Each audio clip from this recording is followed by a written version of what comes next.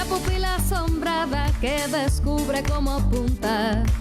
Soy todo lo que se junta para vivir y soñar.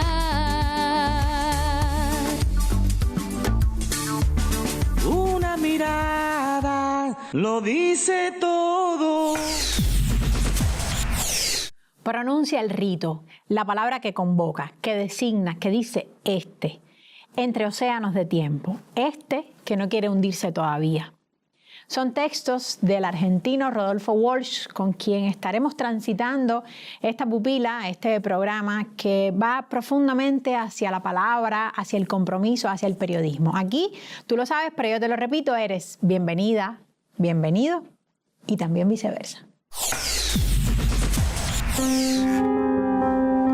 La censura de prensa, la persecución a intelectuales, el allanamiento de mi casa en El Tigre, el asesinato de amigos queridos y la pérdida de una hija que murió combatiéndolos son algunos de los hechos que me obligan a esta forma de expresión clandestina después de haber opinado libremente como escritor y periodista durante casi 30 años. Han restaurado ustedes la corriente de ideas e intereses de minorías derrotadas que traban el desarrollo de las fuerzas productivas, explotan al pueblo y disgregan la nación. 15.000 desaparecidos, 10.000 presos, 4.000 muertos, decenas de miles de desterrados son las cifras desnudas de ese terror. Crearon ustedes en las principales guarniciones del país virtuales campos de concentración donde no entra ningún juez, abogado, periodista, observador internacional. Estos hechos, que sacuden la conciencia del mundo civilizado, no son sin embargo los que mayores sufrimientos han traído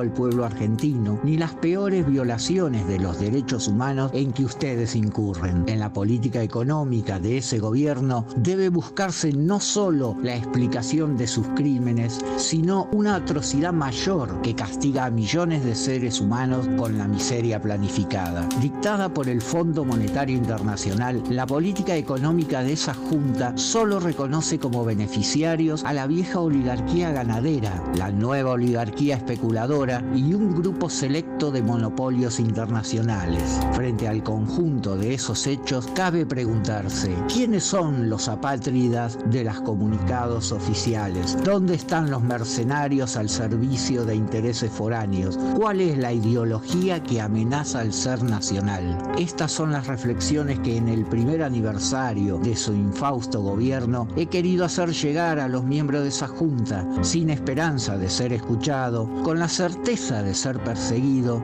pero fiel al compromiso que asumí hace mucho tiempo de dar testimonio en momentos difíciles.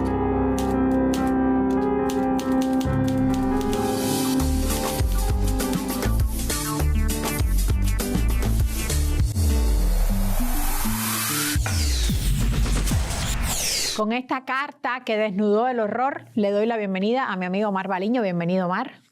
Gracias, Karen. Bueno, pero es que Walsh, Rodolfo Walsh, el escritor y combatiente argentino, es una figura luminosa, tanto en la literatura como en ese vínculo entre la intelectualidad y la política revolucionaria. Murió a los 50 años. Murió asesinado. Murió asesinado y combatiendo las dos cosas. Y además, desaparecido después, su cuerpo nunca pudo no ha aparecido, ser recuperado. Permanece desaparecido sus restos, su cadáver.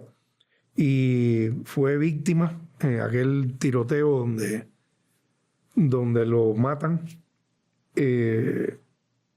o donde casi lo matan, porque él sale todavía vivo de allí, de la siniestra ESMA, la famosa escuela de la Armada de la dictadura argentina. Y bueno, ya era un escritor y un novelista y un cuentista más que reconocido, y es una figura que tiene su nombre propio en la literatura latinoamericana. Siempre se le atribuye ser uno de los iniciadores o el iniciador de la no ficción, de la novela testimonio. Pero hay tanto que decir de Walsh. Estuvo en Cuba. Entre eso, su paso por Cuba, su fundación. Fue fundador de Prensa Latina.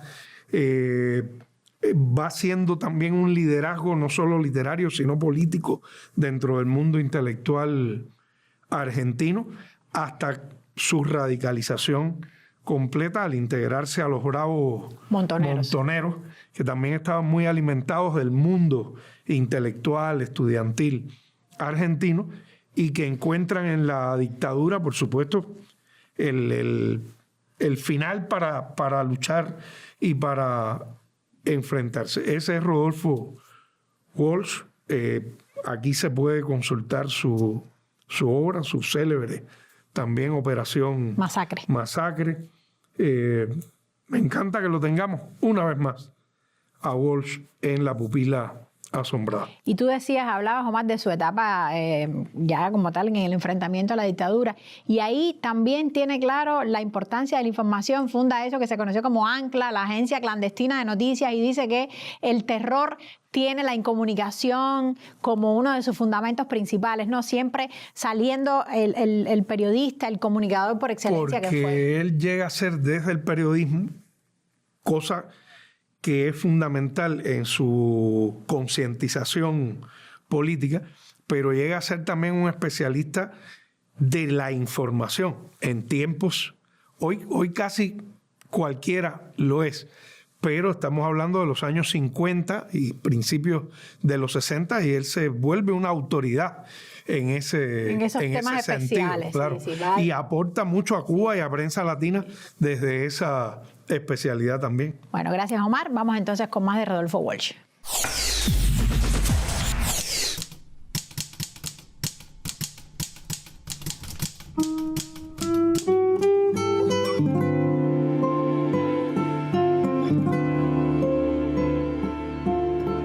La censura de prensa, la persecución a intelectuales, el allanamiento de mi casa en el Tigre, el asesinato de amigos queridos y la pérdida de una hija que murió combatiéndolos son algunos de los hechos que me obligan a esta forma de expresión clandestina después de haber opinado libremente como escritor y periodista durante casi 30 años.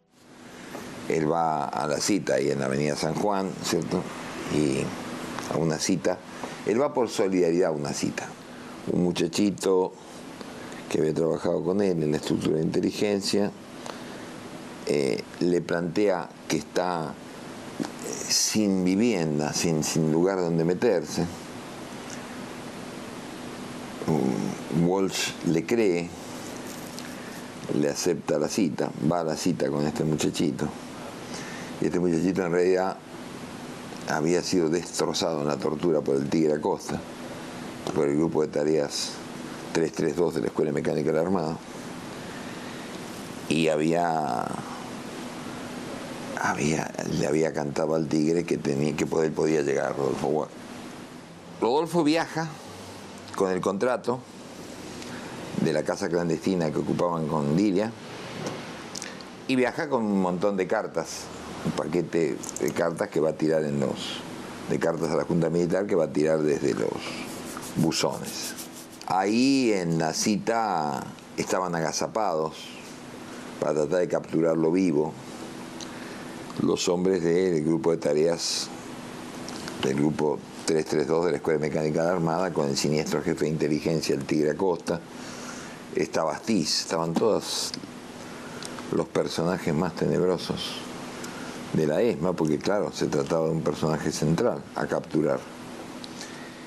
Y ahí Rodolfo como que percibe algo, huele que la cita está cantada, que es una cita envenenada, ¿no? Y se vuelve, y cuando se vuelve ve a los tipos que están ya en posición de alerta como patearse. Astiz, por alguna razón, no se atreve a tirarse sobre él, a taclearlo, porque era la técnica era un poco esa de Astiz, ¿no? Tirarse como un tacle. Y entonces Rodolfo medio se parapeta detrás de un árbol y saca la pistola Walter que llevaba acá, siempre en el cinto sacar a Walter, y el subcomisario Weber, de la Policía Federal, que integraba la patota, lo mata.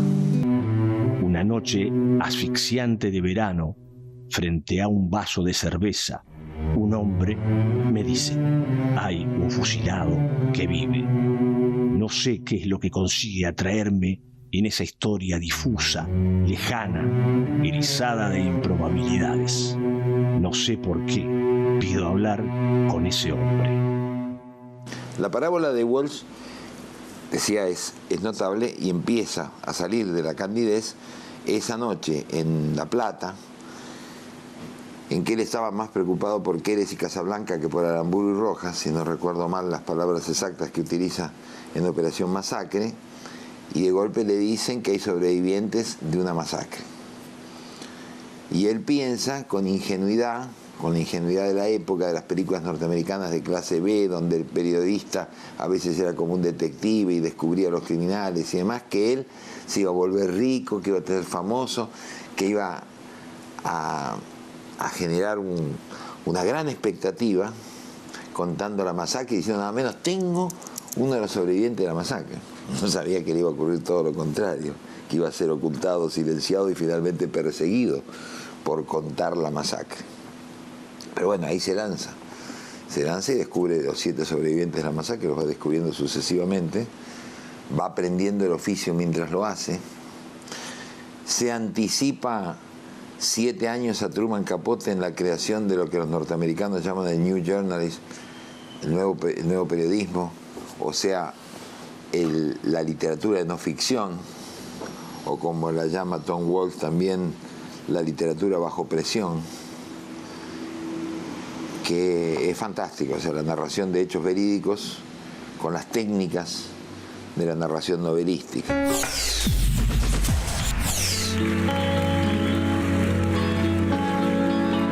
Si la historia la escriben los que ganan, eso quiere decir que hay otra historia.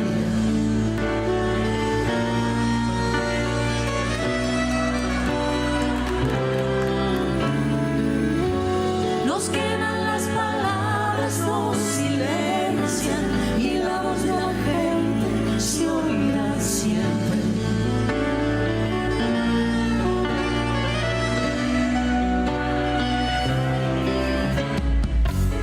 Cuando no recordamos lo que nos pasa, nos puede suceder la misma cosa. Son esas mismas cosas que nos marginan, nos matan la memoria, nos queman las ideas, nos quitan las palabras.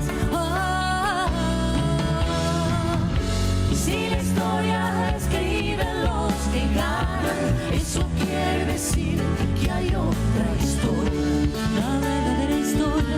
Quien quiere oír, que oiga. Nos queman las palabras, nos silencian y la voz de la gente se oirá siempre. Inútil es matar, la muerte prueba que la vida existe. Cuando nos recordamos lo que nos pasa, nos puede suceder la misma cosa. Son esas mismas cosas que nos marginan, nos matan la memoria, nos queman las ideas, nos quitan las palabras. Si la historia la escriben los que ganan, eso quiere decir que hay otra historia, la verdadera historia. Quien quiere oír, que oiga. Nos queman las palabras, nos silencian y la voz de la gente se oirá siempre. Inútil es matar, la muerte prueba que la vida existe.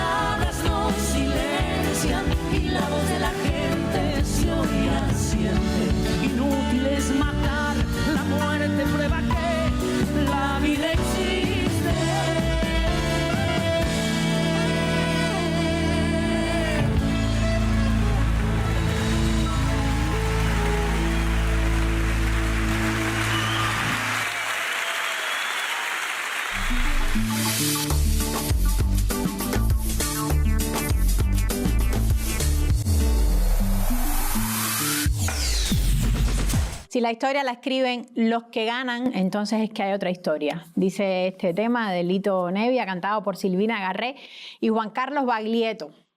Y de esta manera, también hablas de la historia un poquito. Estamos ya con nuestra ingeniera informática, Naima Cepero. Bienvenida, Naima. Gracias, Karen. Es un placer, como siempre, acompañarte. Ya lo decía yo, que tú también venías mezclando tecnología e historia. Vamos a seguir por los caminos de la historia. Y lo vamos a hacer con este museo que tiene su expresión física en Buenos Aires, un museo que se llama Museo del Holocausto y que un poco recoge la historia de la Segunda Guerra Mundial, luego la emigración de muchos de los judíos hacia Argentina. Y yo quiero marcar algunas cosas que lo diferencian de otras visitas virtuales que hemos traído en otros momentos al programa. Vamos a encontrar lo que casi siempre hemos visto, los puntos de información para acercarnos a las muestras, a las exposiciones, los puntos de navegación. Hay un mapa para que en vez de ir recorriendo, pues vayamos directamente a la sala que estamos interesados. Pero tiene una sección que está dedicada a juegos didácticos. O sea, tú vas transitando por las salas y en la medida en la que vas transitando por la sala, pues tienes un espacio donde mides qué tanto has asimilado de lo que se está presentando en las salas, y entonces tiene niveles para los niños y niveles para los adultos, y yo creo que realmente esto es un recurso que está bien, que también forme parte de la visita virtual, porque tiene su expresión física en el museo, y bueno, pues también lo trajeron hacia la visita virtual. Y tiene una sección que es un poco lo que más nos acerca al programa de hoy, dedicada a la dictadura militar en Argentina. O sea, dentro de ese holocausto, el espacio dedicado a la dictadura militar en Argentina, la historia de la dictadura militar en Argentina, y yo creo que es un recurso digital importante para acercarnos y vivir un poco la historia, ya que vamos a encontrar desde audios, videos, fotos, y realmente con una calidad, porque hay un proceso de recuperación de la información para que esas imágenes y esos videos pues tengan una calidad mayor, lógicamente por la cantidad de años que tienen, y yo creo que es un buen recurso para acercarnos a este duro momento de la historia de la humanidad. Sí, tú lo decías, estás hablando de la Segunda Guerra Mundial, del holocausto contra la población judía, hablabas de la dictadura en Argentina, y yo no puedo hacer otra cosa más que pensar cuándo haremos el Museo del Holocausto, de lo que están haciendo hoy los sionistas contra Palestina, un poco para poner toda esa historia de la bestia, las bestias humanas, entonces en contra de los seres humanos. Gracias, Naima. Gracias a ti. Te veo la semana que viene y nosotros seguimos con más de Rodolfo Walsh. Una letra, varias palabras, la escritura, un cuerpo. Ha nacido el personaje de un libro. Habitantes de la ficción, reflejo de nuestro mundo, renacen en cada lectura.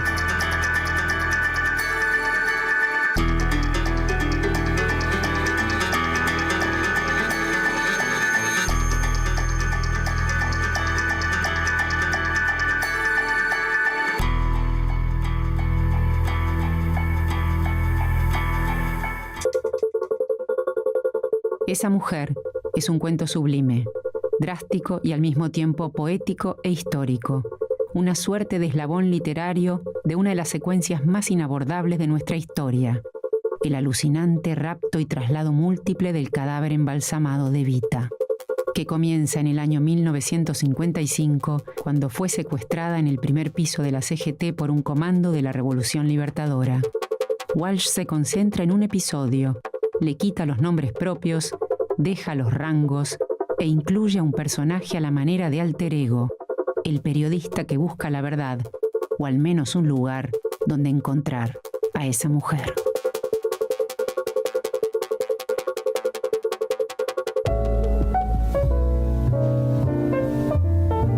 Esa mujer, en cierta forma, es una primera lección de literatura. Uno aprende, leyendo ese cuento, que si se está diciendo algo, lo que no se está diciendo es lo más importante, ¿no? Es un cuento donde hay diálogos, fundamentalmente, y los los personajes están hablando. Y sin embargo, lo que no se dice, lo que no está en esos diálogos, lo que ni siquiera tiene nombre, es lo que importa.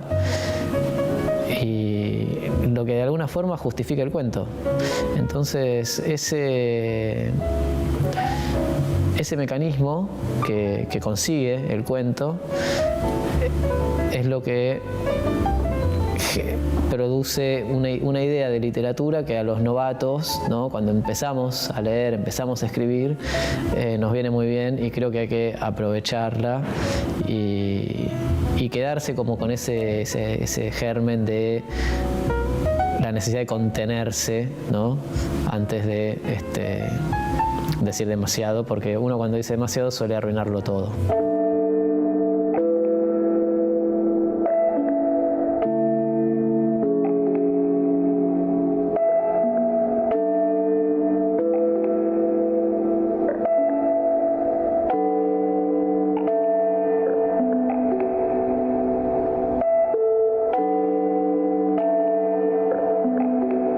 La voz del coronel me alcanza como una revelación. Es mía, dice simplemente. Esa mujer es mía. Pero después sé, miro esa cara, el agujero en la mejilla, el agujero más grande en la garganta, la boca quebrada y los ojos opacos donde se ha quedado flotando una sombra de muerte. Me siento insultado. Libraga me cuenta su historia increíble. La creo en el acto. Hace Operación Masacre y tiene que cambiar de nombre, y tiene que andar perseguido, y tiene que andar escondido, y tiene que andar con un viejo revólver 38 al cinto, y ya deja de ser el corrector de pruebas de Hachette, el ingenuo escritor de Variaciones en Rojo. Ya comienza el camino, la crisálida empieza a abrirse hacia Mariposa, y comienza el camino que lo va a llevar a ser Rodolfo Walsh, plenamente, que incluso lo va a llevar al martirio de Rodolfo Walsh, al momento final del sacrificio, ¿no? He completado prácticamente mi investigación del caso Libraga y he escrito un libro sobre el tema. Ante la dificultad de encontrar editor, lo estoy publicando en la revista Mayoría. Esas notas aparecen firmadas, de modo que, previamente, me he ausentado de casa. La primera noticia que yo tengo de Walsh y de su obra es a partir de Operación Masacre. Me sentí rápidamente identificado con un libro que defendía a los humillados, a los perseguidos, a los sin derechos. El primer suceso que me hace pronunciar políticamente es lo que sucede a partir de Operación Masacre. Ahí se me caen un montón de vendas e ilusiones. Los recuerdos de mi padre, sobre todo los recuerdos infantiles, se relacionan con esa ciudad de La Plata, con esa casa que fue nuestra casa compartida, con mi madre, con mi hermana mayor, que era esta casa tan especial porque allí funcionaba la escuela de ciegos. Había una gran cocina donde había una mesa muy grande donde almorzaban los chicos de la escuela, y allí también almorzaba mi padre, mi madre, que era la directora, y nosotras, que éramos las hijas de la directora. Bueno, esos son los recuerdos más fuertes. También el golpeteo de las teclas de la máquina de escribir manual. Esto creo que fue el sonido musical que me arrulló a mí cuando era un bebé, porque muchos años más tarde, ya de grande, bueno, descubrí que esto sí era como el sonido de mi infancia. Yo en el año 59, en la Revolución Cubana, y bueno, uno de nuestros amigos de la primera juventud, Jorge Massetti, organiza la agencia de noticias Prensa Latina con sede en La Habana,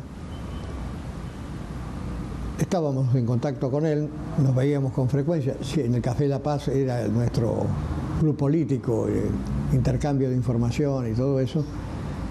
Y en el 59 entonces viajamos a Cuba. Con diferencia de pocos meses viaja él y viajo yo.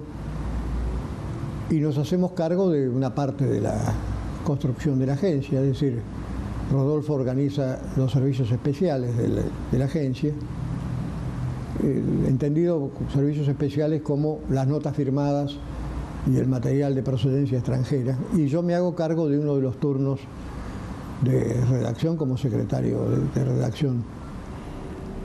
Walsh era uno de los, fundamentalmente en la agencia en estos primeros tiempos, había periodistas de casi todos, de muchos países de América Latina, pero en particular la mayor cantidad eran argentinos y cubanos.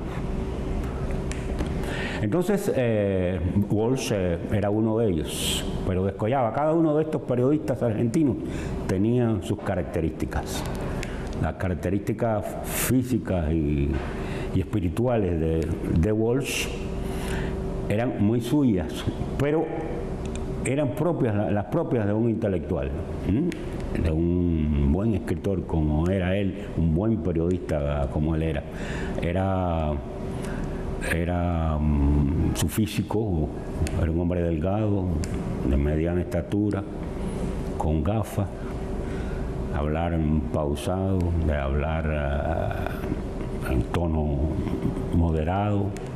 Se notaba enseguida que era un hombre poseedor de una gran cultura y sobre todo nos llamaba la atención a nosotros y nos producía curiosidad que ya entonces les había hecho un libro muy conocido en América, que era la Operación Masacre de los desmanes de la dictadura, de una de las dictaduras en Argentina. Pero no podíamos imaginar que llegase a ser casi un hombre de acción. Ese ideal que representa tanto Che Guevara, un intelectual y un hombre de acción que deja un poco al resto de los intelectuales, los deja un poco sorprendidos, ¿no? Entonces, conocer cómo fue después de Prensa Latina el desarrollo de Walsh, por eso resulta un poco sorprendente.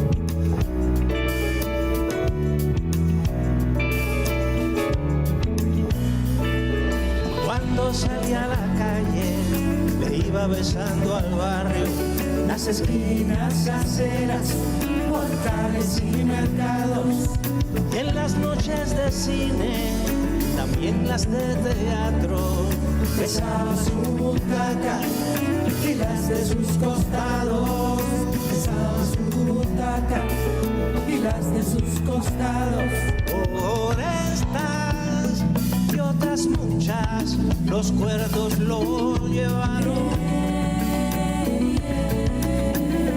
donde nadie lo viera, donde no recordarlo. Y cuentan que en su celda besaba sus zapatos.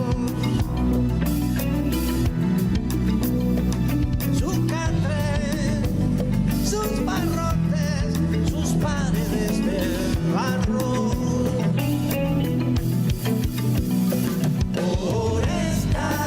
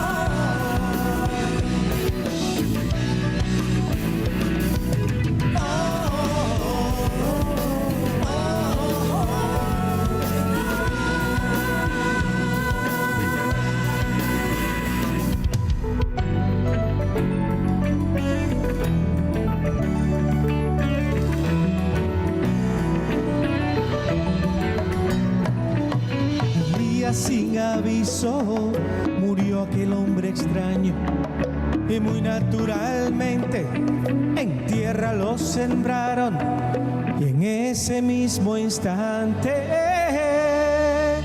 desde el cielo los pájaros descubrieron que al mundo le habían nacido labios, descubrieron que al mundo le habían nacido labios.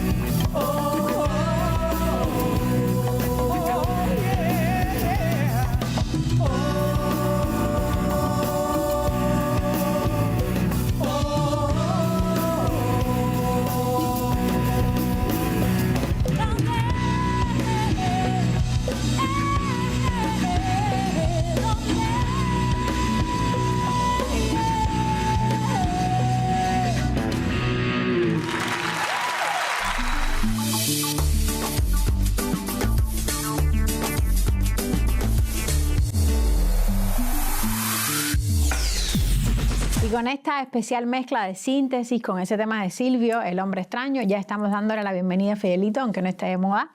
Fide, ¿cómo estás? Mi saludo, Karen. Bien, bien, de lo mejor. Oye, mira, Síntesis, que es una agrupación antológica de la música cubana, particularmente de esa tendencia al rock, aunque es un rock muy peculiar. Síntesis es una agrupación muy peculiar que ha fusionado, se ha caracterizado o ha brillado especialmente en esa fusión, en ese trabajo con las raíces afrocubanas fusionadas al rock. Y que ha tenido mucho vínculo con la trova desde los 70, los músicos estos que forman esa gran familia. Y que ha trabajado con trovadores, entre ellos la colaboración con Silvio Rodríguez, en un disco que, bueno, vimos aquí El hombre extraño, que es una pieza de Silvio. Ya hemos hablado de Síntesis y seguiremos hablando en otros programas, por supuesto, porque es una agrupación emblemática en Cuba. Pero esta versión es de un tema que Silvio dedicó en el 90. También hablamos en un programa que le dedicamos a ese concierto fabuloso de Chile en el año 90, Silvio con Iraquere. Y él hizo a guitarra El hombre extraño y se la dedicó a Víctor Jara. Muy simbólico todo, porque además lo hizo en el estadio de Santiago de Chile, donde murió Víctor Jara asesinado y que lleva su nombre. Y bueno, Karen, nada, vamos ahora. Bueno, al final, déjame hacerte un adelantico. Al final vamos a ir con una pieza que se nos quedó colgada en una edición que dedicamos a Gabriel Zelaya y a Paco Ibáñez. Ajá. Y Paco, entre las musicalizaciones múltiples que ha hecho, tiene Palabras para Julia, que ha sido una de las más versionadas. Grupos de rock argentinos, Mercedes Sosa, bueno, muchísimos han cantado las Palabras para Julia de José Agustín Goytisolo. Poeta español. Poeta español que bueno, él musicalizó Paco Ibáñez maravillosamente. Y vamos a ver una versión de Liliana Herrero con Lito Nevia. Lito, un importantísimo músico argentino, y Liliana, una de las grandes de la cultura argentina, nuestroamericana.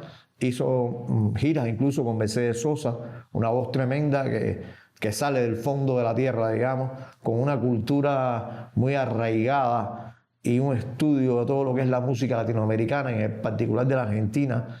Yo diría que folclorista en esencia, aunque rompe muchos cánones, y una activista, una mujer siempre con las causas justas de la Argentina, de Latinoamérica, de la humanidad. Pero ahora vamos a Sobreviviendo. Víctor Heredia. Víctor Heredia, que además sufrió en carne propia muy fuertemente el fascismo de la dictadura militar en Argentina, tanto que tuvo una hermana desaparecida, y Víctor hizo una pieza que se llama Sobreviviendo.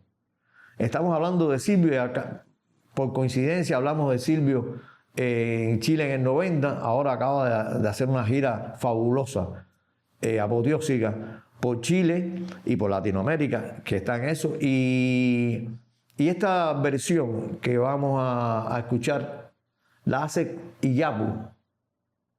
Iyapu, que es una agrupación emblemática también, de la que hemos hablado en La Pupila, y que fue el telonero en uno de los conciertos de Silvio en Chile esta vez. Así que todo confluye. Para vivir y soñar, Fide. Para vivir y soñar. Somos todo lo que se junta para vivir y soñar. Gracias, Fide. Te veo la semana que viene.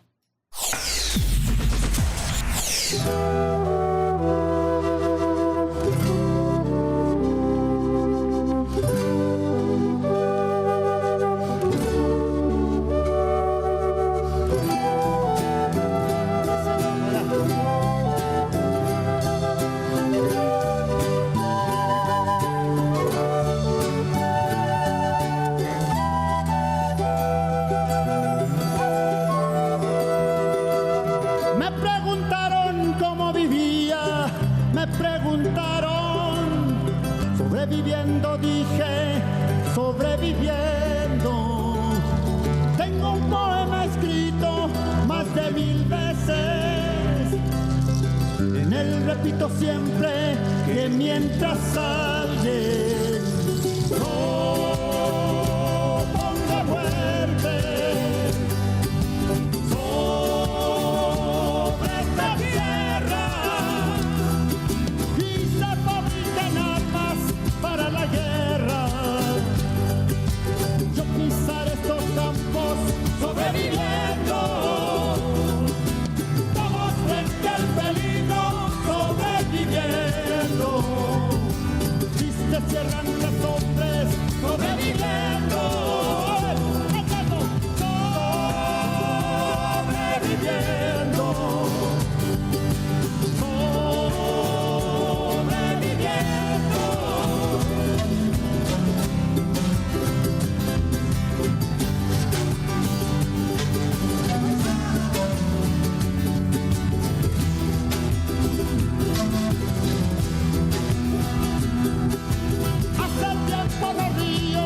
Como hace tiempo, y eso que yo reía como un jilguero, tengo cierta memoria que me lastima y no puedo olvidarme de Palestina. ¡Cuánta tragedia!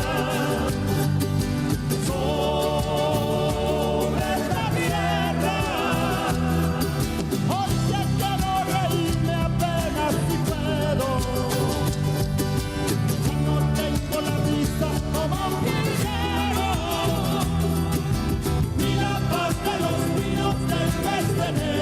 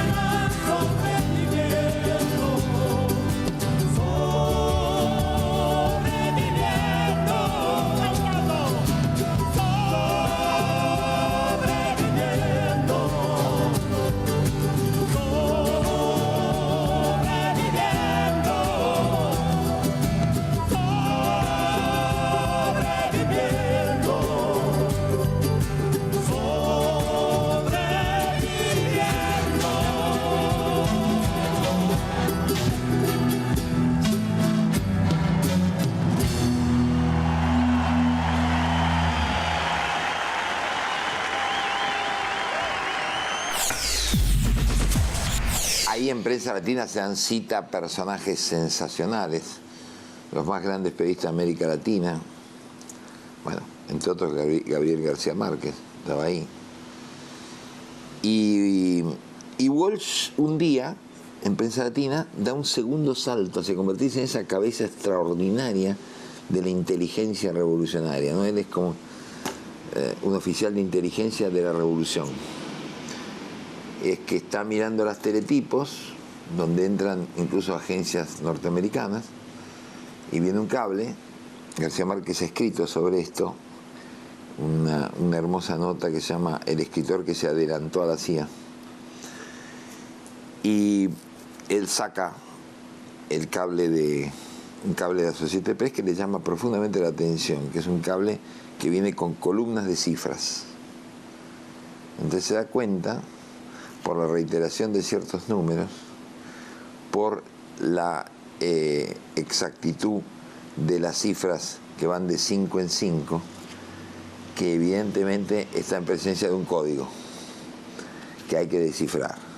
Walsh en ese momento no sabía absolutamente nada de criptografía, nada, cero alas.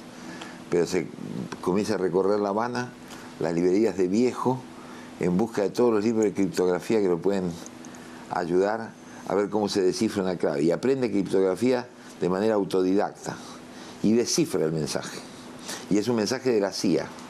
Es un mensaje que viene de Guatemala y va hacia Estados Unidos, hacia la central de la CIA en Langley, Virginia, donde desde una hacienda en Guatemala, donde se estaban entrenando nada menos que los 1.200 mercenarios que después participan en el ataque de Bahía de los Cochinos en Playa Girón en 1961. Entonces, Walsh alerta a la seguridad cubana y a la inteligencia cubana, a Massetti, a través de Massetti y del Che Guevara, alertan a la seguridad cubana de que está preparándose una invasión contra Cuba.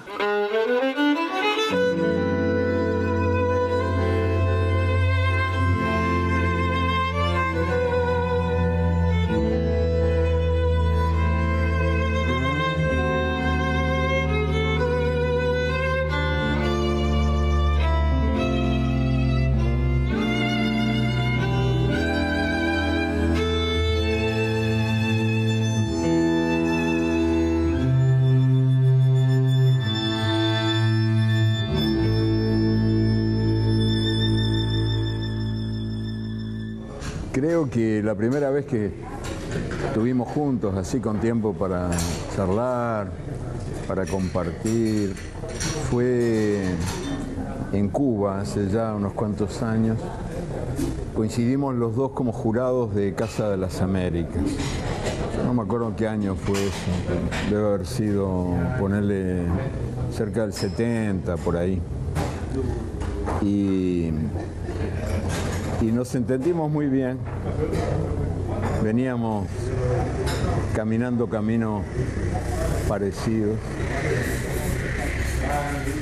Y a los dos se nos ocurrió la misma idea. Queríamos ir a ver una fábrica de tabaco. Queríamos ver cómo se hacían los habanos. Y entonces pedimos los dos. A los demás no les interesó mucho el asunto, de modo que éramos nosotros dos nomás. Pedimos para ir a ver cómo se hacían los habanos. Conocíamos ya las mentas, ¿no? de lo que se contaba del asunto. Y ahí fuimos a una planta de creación de habanos, todos estos magos del tabaco trabajando contra el muslo, y nos encontramos con que estaban leyendo Operación Masacre, porque hay una vieja tradición cubana que yo sepa yo no la he visto en ningún otro lugar del mundo, que viene de los viejos tiempos coloniales, según la cual las plantas de tabaco tienen un lector. O sea, un tipo que está ahí arriba, sentado en algo así como un pupitre, y lee un libro para todos los obreros que están trabajando, armando los mejores habanos del mundo. Y yo no sé, ellos dicen que fue casualidad, yo creo que no, que supieron que iba Rodolfo, y entonces justo el libro que estaban leyendo era Operación Masacre, pero el hecho es que entramos los dos y escuchamos. Digo, ahí hay alguien leyendo. Sí, sí. Y Rodolfo, que era muy guardado, era un hombre de emociones contenidas en la prosa y en la vida, por escrito y por vivido, se emocionó. De modo que lo primero que te podría decir que recuerdo de él es un raro acto de emoción que lo desbordó. Estaba claramente tocado. En esta pupila nos hemos adentrado en la vida y en la obra de alguien comprometido hasta las últimas consecuencias con su tiempo, pero también con su pueblo. Estamos hablando de Rodolfo Walsh. Para despedir a este creador hemos traído a otro, al poeta español barcelonés José Agustín Goytisolo, y esas palabras para Julia que son de ese tiempo y de todos los tiempos. Nunca te entregues ni te apartes junto al camino. Nunca digas no puedo más y aquí me quedo. La vida es bella, tú verás cómo a pesar de los pesares tendrás amor, tendrás amigos. Y siempre acuérdate de lo que un día yo escribí pensando en ti como ahora pienso. Hasta la semana que viene.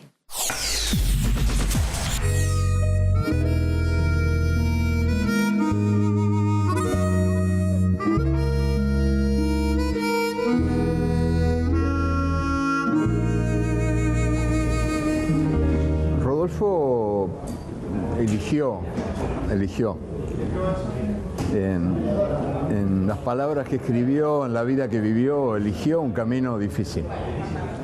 Eligió ese camino de la comunión de la palabra y el acto, ese camino de la identidad entre su compromiso social, su compromiso con los demás, eso que llaman compromiso político, que es una palabra dudosa, pero bueno, entre su compromiso político y su tarea creadora. Y decidió, o se le dio con toda naturalidad, que no había ninguna frontera, que la tal frontera era una gran mentira. Y él fue el mismo siempre, el mismo cuando escribía cuentos, cuando escribía obras de teatro, cuando escribía crónicas de denuncia, o cuando participaba de la militancia activa como participó durante tanto tiempo y de un modo tan intenso. Y yo creo que pagó las consecuencias, digo, él lo supo, eso no le importó nada, supo que eso no iba a contribuir a la campaña por el levantamiento de su propia estatua. Digo, son actitudes muy humanas y por lo tanto bastante enemigas del bronce y del mármol, y creo que él se cagó en eso, que se le importaba un carajo, para decirlo clarito. Y lo bien que hizo en cagarse en eso, porque el arte, cuando es verdadero, no tiene edad ni tiene apuro. Pero a mí no me sorprendió, por ejemplo, haberme enterado muchos años después de su secuestro de que había peleado hasta la muerte. Siempre pensé que él lo haría, ¿no? Que él no se entregaría. Siempre supe que Rodolfo era íntegro de pies a cabeza. Eso lo supe siempre. Rodolfo fue un hombre en la plena extensión de la palabra, que no fue seducido por la victoria, ni deprimido o acobardado por la derrota, fiel a sí mismo y a lo que él dijo en la carta a la Junta Militar en el final, fiel a la obligación que se autoimpuso de dar testimonio en tiempos difíciles.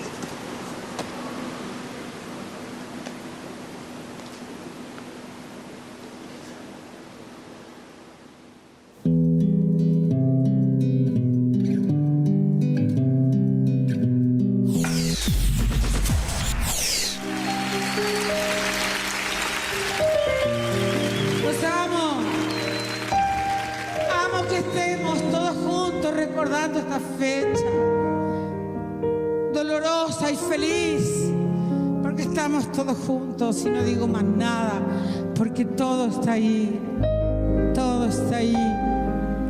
Es lo que ustedes están viendo hoy en estas canciones, que nos pensaron a nosotros hace tantos años, y seguimos, y seguimos, y seguimos, e insistimos, y siempre insistiremos. ¡Viva la patria, carajo!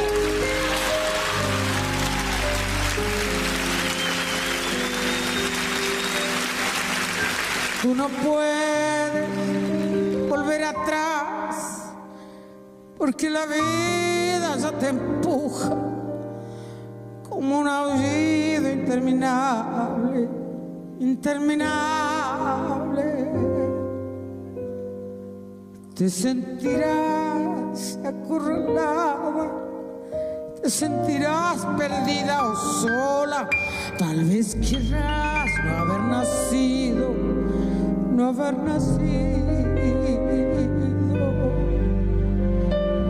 Entonces siempre acuérdate de lo que un día yo escribí pensando en ti, pensando en ti. Como ahora pienso,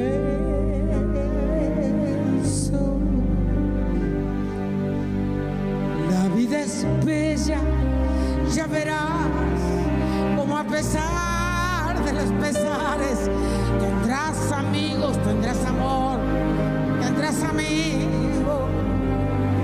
Un hombre solo, una mujer, así tomados de uno en uno, son como polvo, no son nada, no son nada. Entonces siempre acuérdate de lo que un día yo escribí pensando en ti, pensando en ti. Como ahora pienso.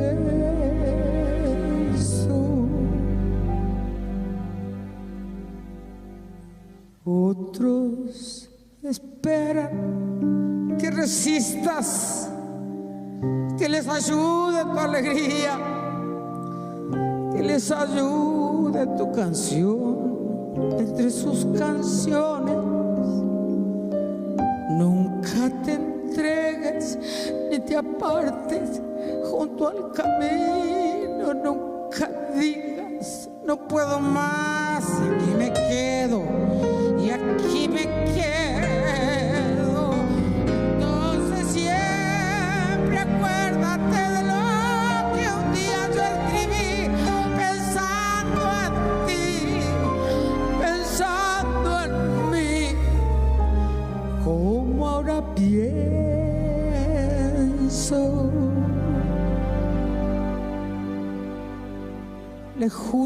Le juro que la vida es bella, ya verás como a pesar de los pesares tendrás amigos, tendrás amor, tendrás amigos.